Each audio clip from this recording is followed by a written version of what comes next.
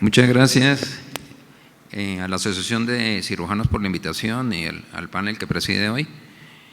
Modifiqué ligeramente el título de la conferencia y reducimos la experiencia a 20 años por razones que explicaré en un momentito.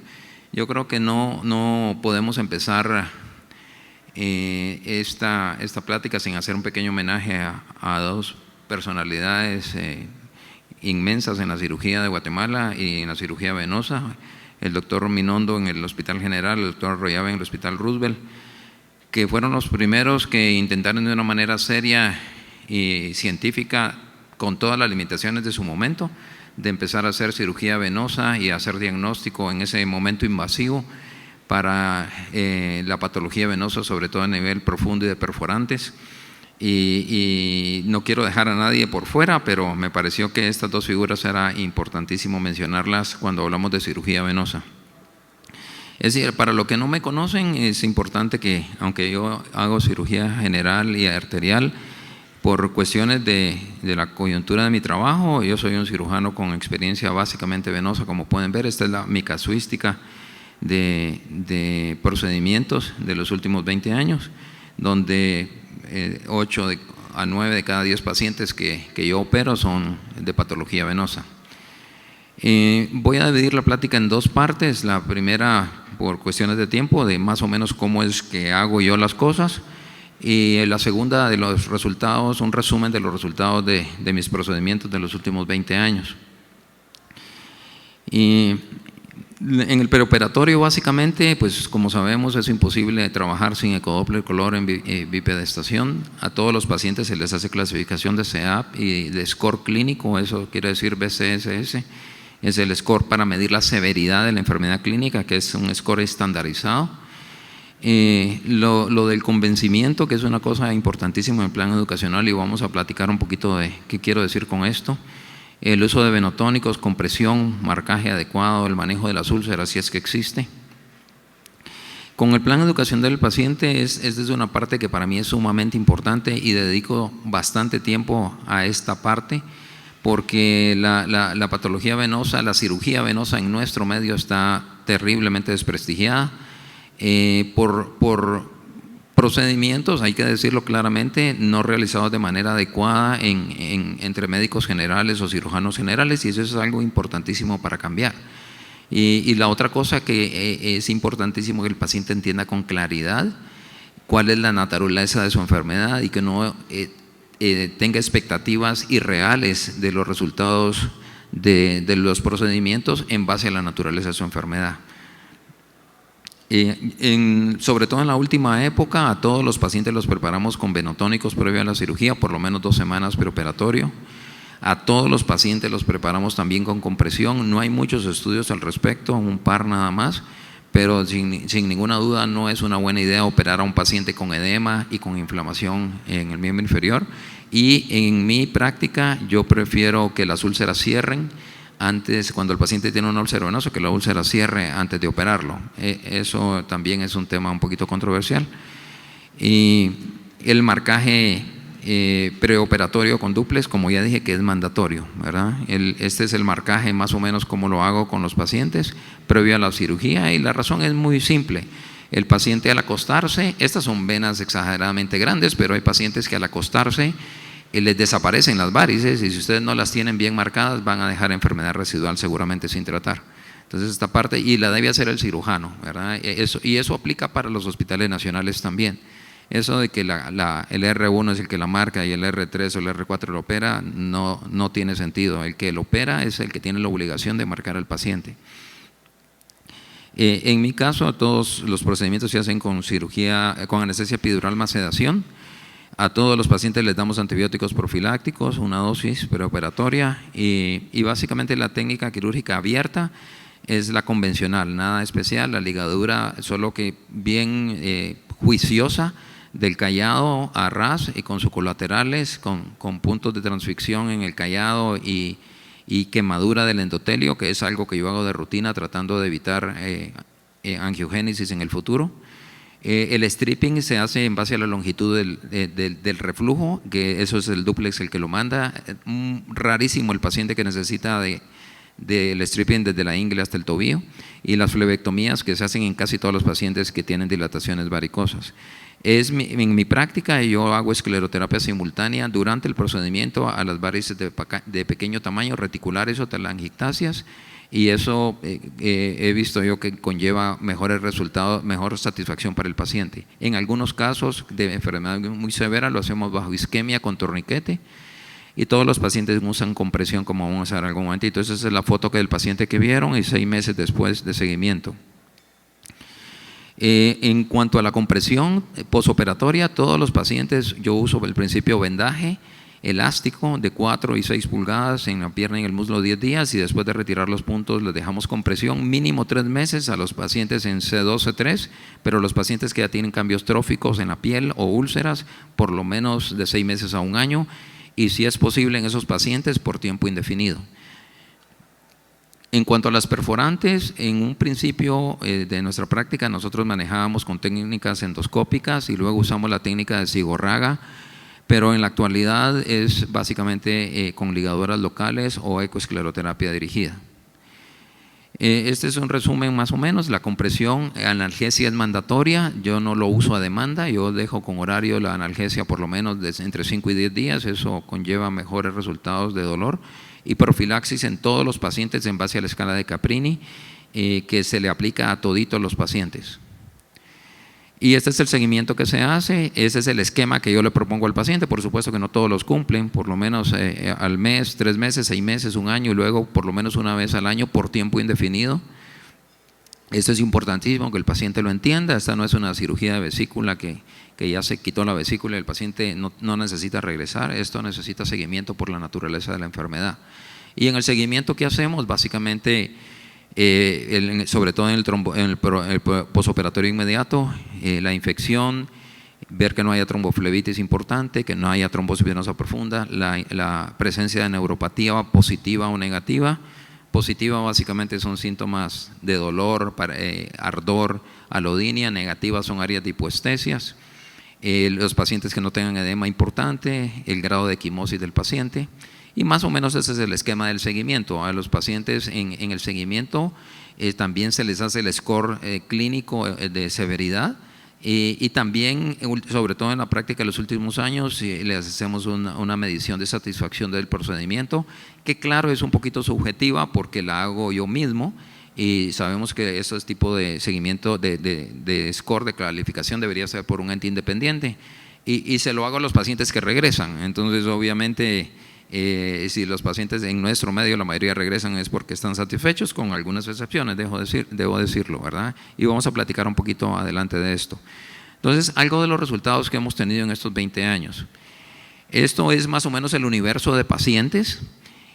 Como pueden ver, aquí hay una mezcla de un montón de procedimientos. Las cirugías venosas primarias están hasta arriba, pero hay una buena cantidad de residuas posoperatorias de otros cirujanos o de otros hospitales. Malformaciones vasculares, tromboflebitis ascendentes, cirugías pélvicas, sobre todo de ligadura de venas ováricas, que en un principio lo hacíamos de manera abierta, cirugías por trombosis venosa profunda, básicamente trombectomías o bypass por trombosis crónicas, que en un principio lo estuvimos haciendo antes de que hubiera la posibilidad de hacer cosas endovasculares en Guatemala. Ablaciones químico-mecánicas que hacemos normalmente en mi oficina con un poquito de sedación. Y aquí es importante mencionar este grupo de abajo de 6 de pacientes que no regresaron para seguimiento, que hay un número significativo de pacientes, y hay un grupo de pacientes que no tenían datos completos. Ese es el total de casos operados venosos, pero básicamente el análisis de datos es en base a este grupo nada más de 484 pacientes de cirugías venosas primarias. Obviamente, por razones obvias, el resto no fue analizado.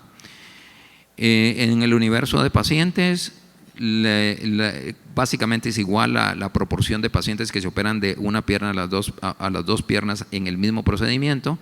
En algunos hospitales o algunas escuelas solo operan cirugía unilateral. Yo no encuentro ninguna razón y justificación para no hacer cirugía bilateral al paciente que tiene enfermedad bilateral, porque la razón única que he encontrado es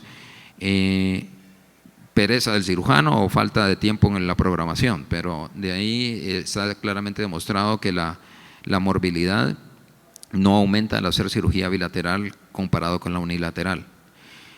Y esta es la cantidad de pacientes y la cantidad de extremidades. El análisis de datos se hizo en base a la cantidad de extremidades, no en base a la cantidad de pacientes. La inmensa mayoría de pacientes son de sexo femenino y hay que aclarar que esto no es la distribución de la enfermedad en la población.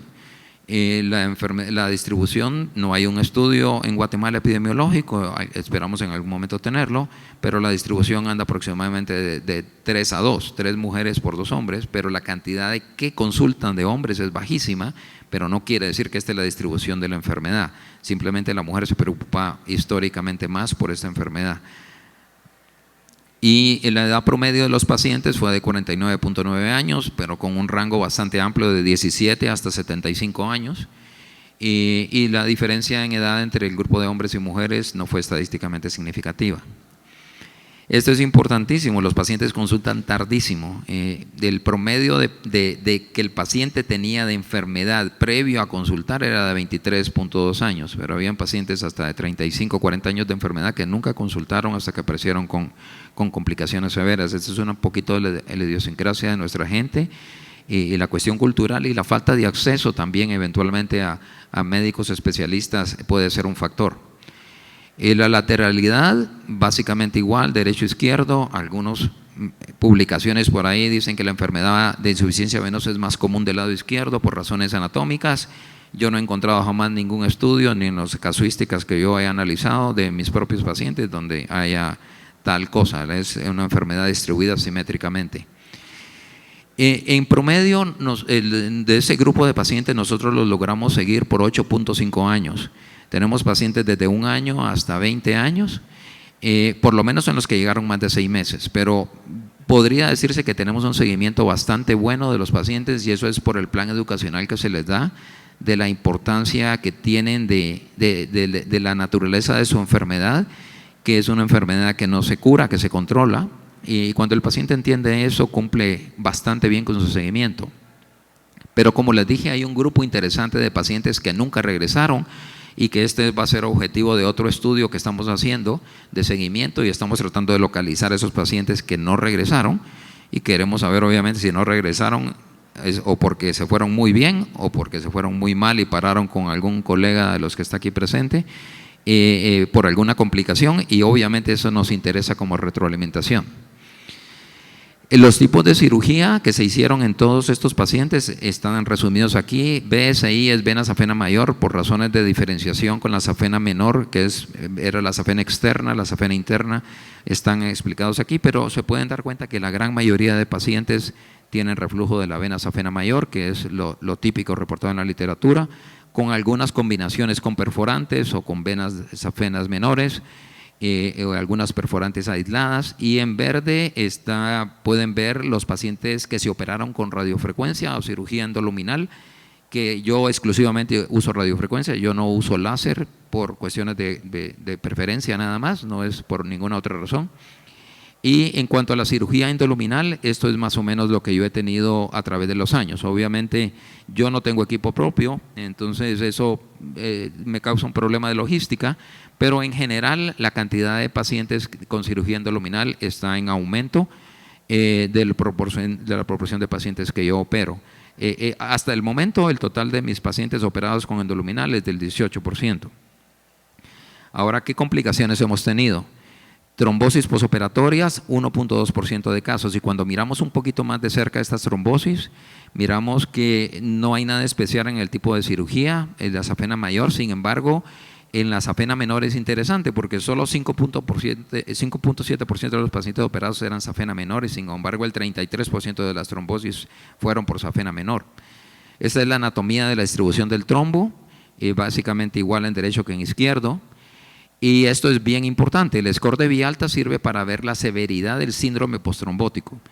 Y podemos ver que de los 6 pacientes, 3 pacientes desarrollaron síndrome postrombótico severo. Eso quiere decir que la morbilidad que les dejó la trombosis a estos pacientes fue bastante alta y obviamente ese es un resultado muy malo para una cirugía venosa, ¿verdad? Afortunadamente son pocos pacientes, pero hay que hacer ver que la mitad de los pacientes que hicieron trombosis pararon con secuelas importantes. Este es otro hallazgo interesante en los pacientes con trombosis. 5 de los 6 pacientes tenían obesidad. Eran 2 obesidad grado 3, o sea, obesidad severa, que son los pacientes que uno cuando mira en retrospectiva, uno dice si los debió haber operado en primer lugar. Y esto es una cosa interesantísima, que yo me he rascado más la cabeza más que este emoji, porque la mitad de los pacientes con trombosis eran familiares de médico. Claro que esto es una cosa casual, pero es una cosa tremendamente curiosa que yo sé que le ha pasado a otros, y a ver si el doctor Caprini no debería agregar esto como factores de riesgo familiar de médico. En la trombosis posoperatoria, en resumen, entonces, pareciera que la cirugía de la safena menor está más expuesta a trombosis. Definitivamente los pacientes obesos también. Puse lo del familiar de médico como una cosa anecdótica y sirve como para reflexión para ver si no tenemos que hacer una profilaxis más intensiva con los pacientes. En cuanto a infecciones, la definición usamos la de la CDC.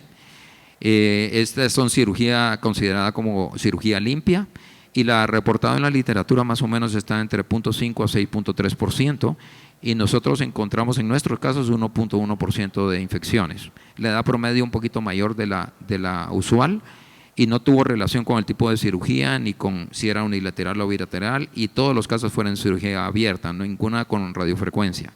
La neuropatía posoperatoria, la incidencia en la literatura va hasta de un 40%, y está dada por el safeno menor, por el nervio safeno, perdón, o por el nervio sural en el caso de la safena externa. En un 24.5%, 1 de cada 4 pacientes hicieron neuropatía. Y cuando vemos y analizamos el grupo solo de la safena menor, miramos que hasta un 50% de ellos hicieron neuropatía.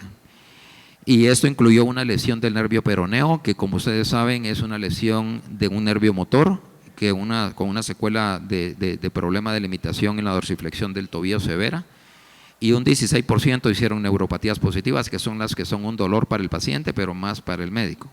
La duración promedio de la neuropatía fue de 6.5 meses, pero hay hasta casi un 2% que han persistido de manera indefinida. Otras complicaciones que hemos tenido son estas. Llama la atención ese caso del linfedema que hizo posoperatorio. Creemos que ese paciente tal vez tenía linfedema subclínico. Y cuando vemos el resumen de complicaciones, hacen un 28.5% entre trombosis, infección, neuropatía y otros, que es significativo, pero afortunadamente la mayoría manejable. En cuanto al score de severidad clínica, podemos ver que los pacientes en promedio empezaron en 8 y mejoran significativamente su severidad de enfermedad en los primeros 3 meses. A los 12 meses se mantiene, y la tendencia del score es a subir. Eso quiere decir que como con la recurrencia de la enfermedad, la tendencia de la enfermedad es a manifestarse de una manera más severa de nuevo.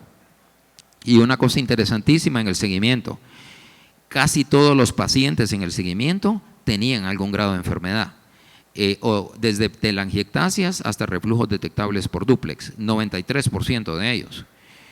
Y estos son los lugares donde había reflujo, ¿verdad? Y este grupo, que es interesante, porque la safena mayor distal, que era normal en los estudios iniciales, se hacía con reflujo hasta casi en un 20% de los casos, y perforantes que no se habían visto en los dúplex iniciales aparecían en el seguimiento. En cuanto a las reflexiones finales, ese dato yo lo llevo desde hace varios años, y de cada 8 pacientes que necesitan cirugía, solo 1 se opera. Yo no logro convencer a los otros 7, no sé cómo les va a mis colegas, pero eso es lo que a mí me pasa. Hay un pésimo prestigio de la cirugía venosa en nuestro medio por la historia que cuentan pacientes que se han operado, de que les va re mal, y en lo privado también el costo tiene un factor, pero esto es una cosa importantísima a tener en consideración. Y las cirugías que yo he hecho por año han ido en disminución progresiva. Esto es un poquito, creo yo, porque hay más competencia capacitada definitivamente, y segundo, porque el advenimiento de cada vez más métodos no invasivos en nuestro medio. La naturaleza de la enfermedad hay que entenderla, y criticar recidivas de otros médicos que saben hacer bien las cosas es desconocer cómo funciona esta enfermedad. y queda como reflexión qué deberíamos hacer con ese tronco distal y qué deberíamos hacer con esas perforantes normales en la evaluación inicial. Y otras preguntas para estudio en el futuro en cuanto a obesidad, la neuropatía, el uso de la compresión y no ser más agresivos con perforantes. Y también hay un trabajo que tenemos que hacer como asociación de cirujanos y de flebología para entender con los otros médicos y con los pacientes. Y aunque es una cirugía que tiene complicaciones significativas, son en la mayoría manejables y insisto, es una enfermedad controlable pero no curable. ¿Qué futuro nos depara? Probablemente cosas fabulosas, desde Trendelenburg en 1896 hasta lo que nos viene ahora, que es el ultrasonido enfocado de alta intensidad. Probablemente vamos a ver cada vez más cambios y probablemente cada vez menos pacientes en la sala de quirófanos. Y no quería terminar sin dar las gracias a mi padre, porque él fue el que me introdujo en el campo de la flebología, y a mi primo, el doctor Germán Maúl, un gran cirujano que ustedes conocen algunos del Hospital Roosevelt, que está pasando por serios problemas de salud en este momento, y quería dedicarle a ellos esta plática. Muchas gracias.